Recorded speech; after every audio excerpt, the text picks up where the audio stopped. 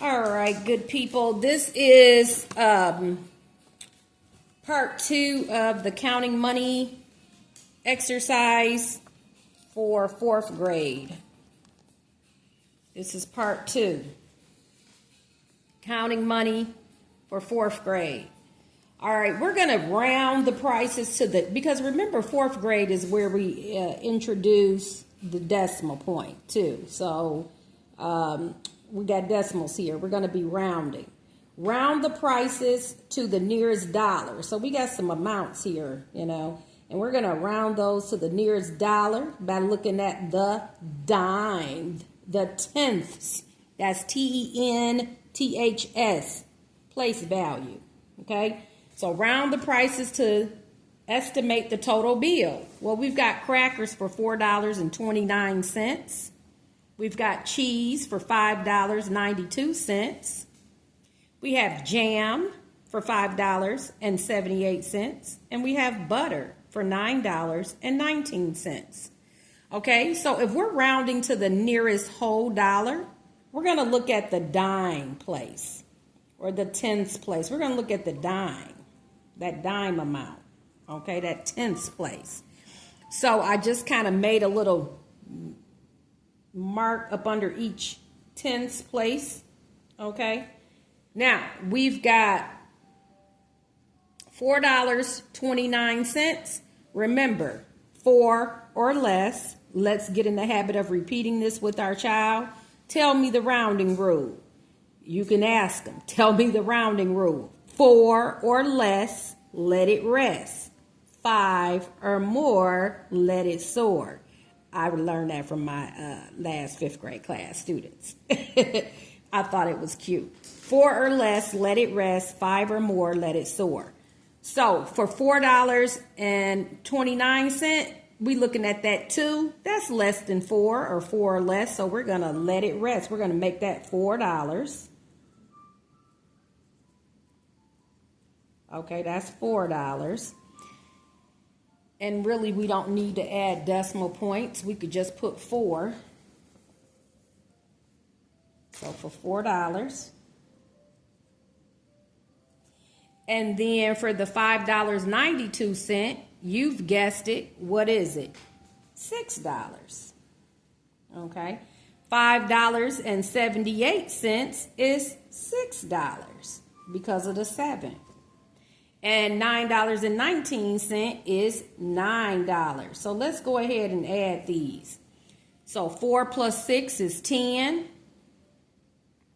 And 10 plus 6 is 16. And 16 plus 9, they may have to do it on the side, but it is 25. Okay. That's roughly $25 worth of goods. Okay, $25. All right, on to the next. Now, use the exact price. It reads, now, use the exact price, not rounded price. We're not going to round this time. Mrs. Taylor buys the items and pays with $30. It should have a dollar sign, but it's $30. What is her change? Okay, show your work below. Be sure to keep your decimal points aligned. So now I'm going to add up all those amounts that are up here. Looks like I don't have a lot of room, but hey, we'll make it work. I'm actually going to use a different marker. This marker is acting up. I don't understand. Maybe it's my hands. They may be oily. I don't know. But anyway. So we've got $4.29. We're going to keep the decimal point lined up. And that's what that means, decimal points align. We're going to keep them lined up.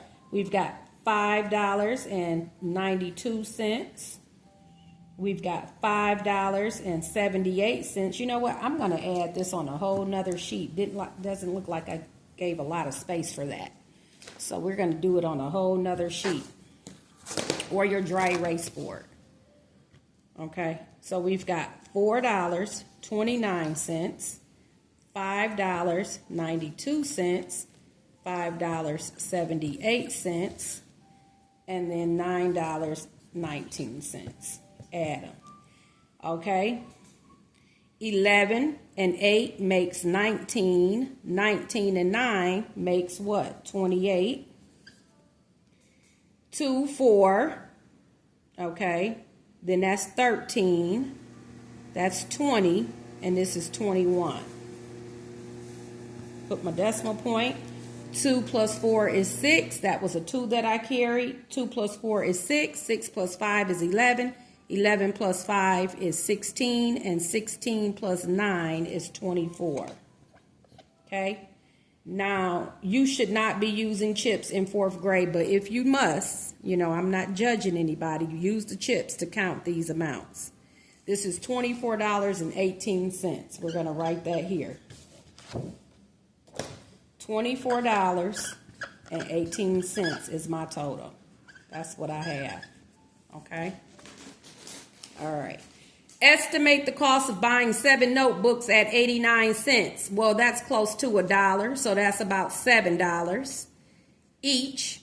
And 2 pencil cases for $1.32 each. Round to the nearest dollar. Well, we've got this 89 cent rounded to a nearest dollar. We're going to look at the 8. The 8 is closest to $1.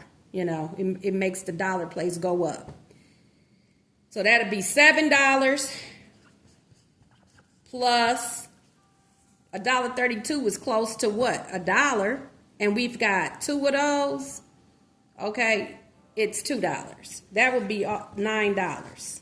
That's about how much money we would need. Now, personally, I would get more money because I know that if I went to the store, I do not want to be short cash. So it's best to have more than less. All right. Okay. So that's a dollar sign, by the way. That's $9 there. This is $9. All right, we are finished with the money. I hope you enjoyed the videos. Again, you can always make comments. And it spells out in the description what a 2nd grader should be able to count up to. I believe it was just $1. A 3rd grader should be able to count up to $5 or something like that. And a 4th grader would be able to count up to $20. And a 5th grader would be able to count up to $100. Okay? So again, your 1st grader counting change only. No dollar bills at all for a 1st grader. As a matter of fact, it has its own video. 2nd grade should be able to count up to just one single dollar bill. Okay? And that they know how to work with just $1 bills. Now, if they go beyond that, again, as your child, you decide. 2nd grade should be able to count up to $5. No, a 2nd grade is $1. Let me get this straight. A 2nd grade is $1. It's spelled out in the description. A 3rd grader is $5. Okay? So we've got $1, $5, $20, $100. This is a 2nd grader. A 3rd grader should be able to count up to $5. Okay? A 4th grader should be able to count up to $20, and a 5th grader should be able to count up to $100. And when we say skip counting, we're simply meaning 5, 10, 15, 20. So if they had $5 bills and you have money in your binder, in your box, 5, 10, 15, 20 in that. Okay, they need to be able to make different amounts, and you have the other template in the other video. This is the 2nd template. Or worksheet, if you will, that went along with the template for money in a separate video right before this one. Okay, it's right up. It's a part of the playlist for 4th grade, and it's right before this one. You have a template for counting money. This is the worksheet. Okay, and it went over rounding, and that's why we got to be very, very clear on rounding and that. All right, good people, you all have a great one, and I am and you are making math count.